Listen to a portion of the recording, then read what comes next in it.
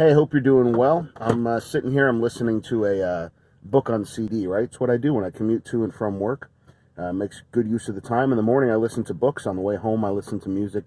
My brain works better on the comprehending the books in the morning and works better on the motivational stuff, right, in the afternoon. And so that's the plan. A little insight into my life. So one of the things that was said this morning I thought was just profound.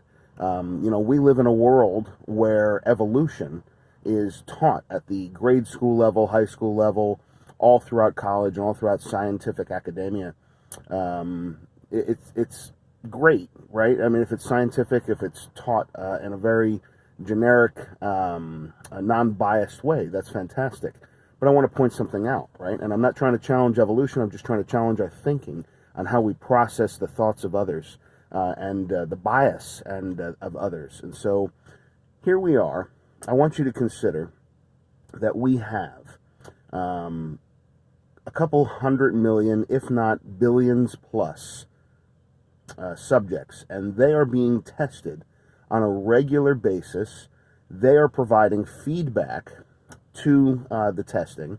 They're being monitored on multiple levels, in multiple scenarios, across multiple cultures and multiple regions. They're highly motivated to find the answer to the problem that is being investigated. And yet, for decades upon decades, we haven't found the true answer yet. And there's differing opinion across multiple scientific realms. So what is it that I'm referring to at this point? It's not evolution. I'm talking about dieting, right? So you go back just a couple of decades and you had a food pyramid. And at the top of that pyramid was some things. And at the bottom of that pyramid was grains and all of that.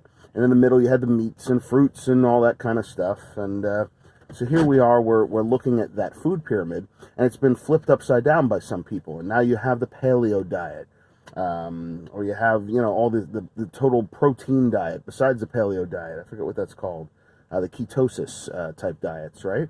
And so you have these fruit diets. You have vegan diets, vegetarian diets, just everything you could possibly think of. The well-balanced diet, the low-income, low input diet, where you're only eating when you're actually truly hungry, very hungry. So you're limiting your caloric intake. And yet, we look at society and we don't have a definite answer from anyone on which one works. There are people that claim they do, but then there's other people in different areas that claim they do, and they believe something different.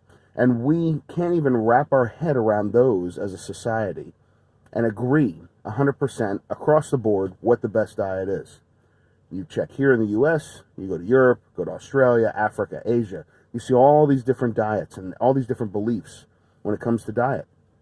Now, I want you to imagine that we're trying to study diet, and we only have a couple fossil records, a good number of them. We have our research sort of making believe we're in those times, recreating situations. We're looking back millions of years, sometimes hundreds of millions of years, trying to figure out how people ate and what was best for them.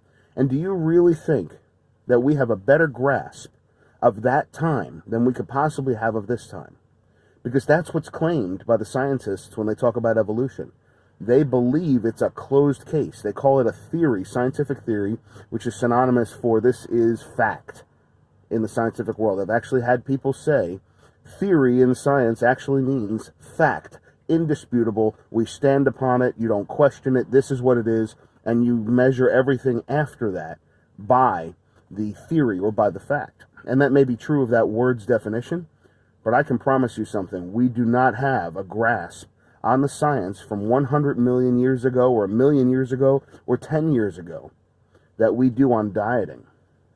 So why do we allow that to shape the way that education happens, the way that all these things happen in society? It's just a given, right? If you are a secular scientist, if you're not faith-filled, it's a given, because people are unwilling to believe that there could possibly be an intelligent designer, a creator out there. They believe it had to happen naturally. Why is that? Well, maybe it's because they're afraid of the repercussions if there is a creator. What does that put on their shoulders as far as responsibility? How does it change their lives, right? What do they need to go do and do differently if there's truly a God. And so I just wanted to talk about that this morning. I wanted you to think about that. God bless you guys. Have a great day. Remember, never stop thinking. Always keep questioning everything and put it to the test. God does not fail the test. I can promise you that. God bless.